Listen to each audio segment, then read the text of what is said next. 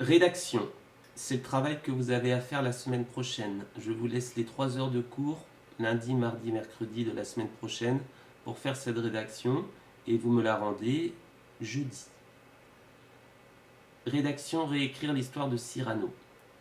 On va inventer une autre suite et fin à cette histoire, dans le cas où Cyrano finalement, malgré le complexe de son nez, aurait finalement assez rapidement dévoilé son amour. C'est pour ça que j'ai mis en titre Et si. C'est-à-dire, et si Cyrano avait osé dévoiler son amour pas trop tard.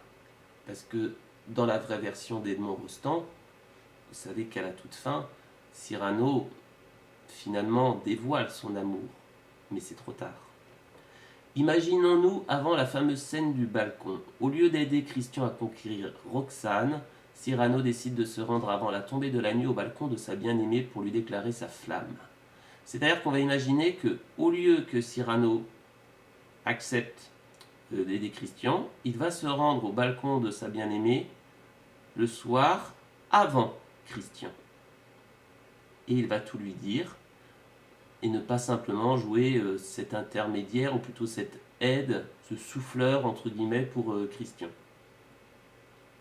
Racontez cette scène, ne présentez pas ce texte sous la forme d'un texte de théâtre. Je ne vous demande pas, comme au théâtre, vous savez, d'écrire à chaque réplique le nom du personnage qui parle. D'accord? Vous pouvez adopter les règles du dialogue qu'on trouve dans le récit. Bon, comme c'est un dialogue en grande partie, et quand vous êtes dans la partie dialogue, vous évitez, je pense, souvent qu'il y ait des actions qui viennent interrompre le dialogue. Vous ouvrez les guillemets au début et vous mettez des tirets quand l'interlocuteur change. Et à la fin, à la toute fin du dialogue, vous fermez les guillemets.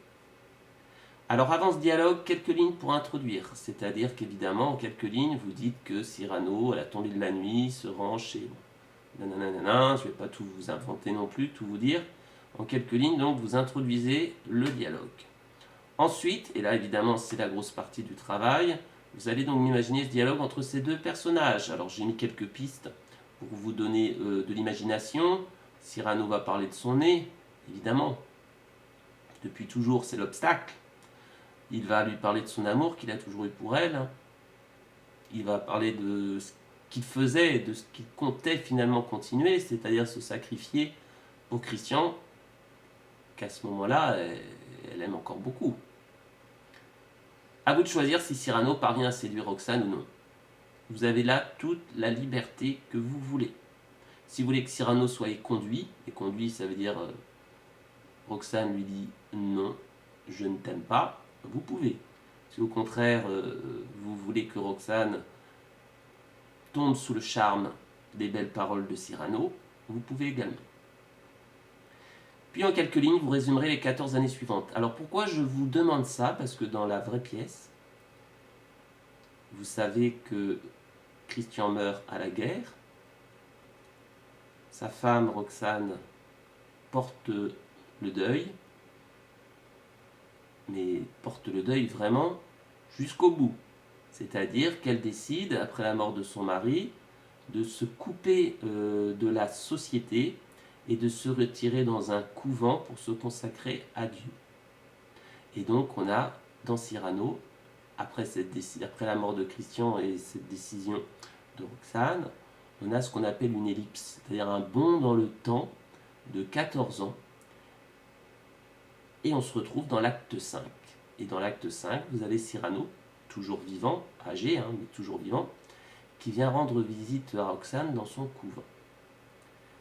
Il vient d'être victime d'un accident ou d'un attentat, Cyrano. Une poutre lui est tombée dessus. Il se rend chez Roxane, et au lieu, comme d'habitude, de lui raconter les nouvelles de ce qui se passe un peu partout, il fait un peu le journal en fait pour elle. Chaque matin, il vient la voir et puis il lui raconte des petites nouvelles. Au bout d'un moment, comme il sent en fait qu'il est en train de mourir, il va lui dévoiler la vérité. C'est-à-dire qu'en réalité, toutes les lettres enflammées qu'elle recevait de Christian lorsqu'il était à la guerre, ces lettres étaient en réalité écrites par lui. Donc indirectement, il lui avoue qu'il l'aime. Et bien vous allez faire pareil. C'est-à-dire que vous allez terminer le dialogue avec comme ça, donc soit cet amour réciproque entre Cyrano et Roxane, ou au contraire une Roxane qui évince, qui expulse entre guillemets Cyrano. Et donc à la fin de ce dialogue, vous faites brutalement, et c'est fait exprès, hein, vous faites un 14 ans plus tard, un peu comme dans un film. Et vous imaginez, alors sous forme de récit, hein, je ne demande pas là, dans cette dernière partie, je ne demande pas du dialogue, hein, vous imaginez en quelques lignes ce qui est donc après ce dialogue, ce qui est arrivé, ce qui est devenu Roxane et ce qui est devenu Cyrano.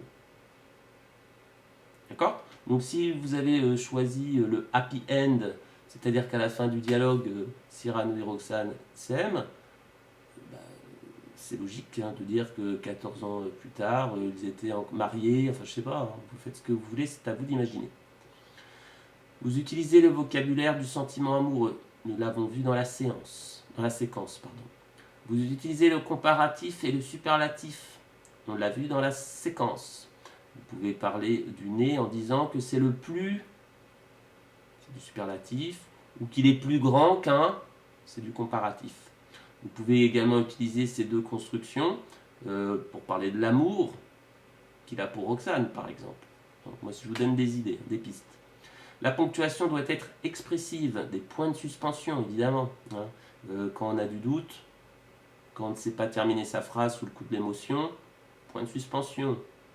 Quand on pose une question, ou même pas, quand on exprime une sorte de surprise, on peut utiliser évidemment des points d'interrogation et la fameuse question rhétorique. Point d'exclamation également. Cyrano parle bien, alors je ne vous demande pas d'écrire aussi bien qu'Edmond Rostand, mais essayez de faire des efforts, notamment en utilisant des figures de style. Essayez d'en utiliser quelques-unes. L'hyperbole. Quand Cyrano dit que son nez est une péninsule, c'est une hyperbole. La personnification.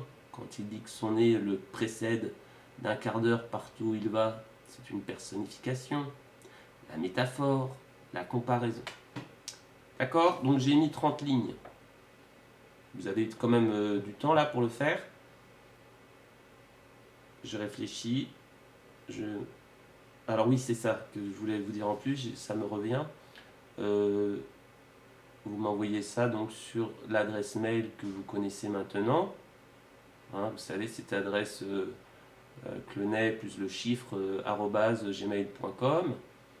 Vous m'envoyez ça écrit à l'ordinateur si vous le voulez. Mais vous pouvez également l'écrire sur une copie et m'en faire une ou des photos. Si c'est sur copie, sautez des lignes.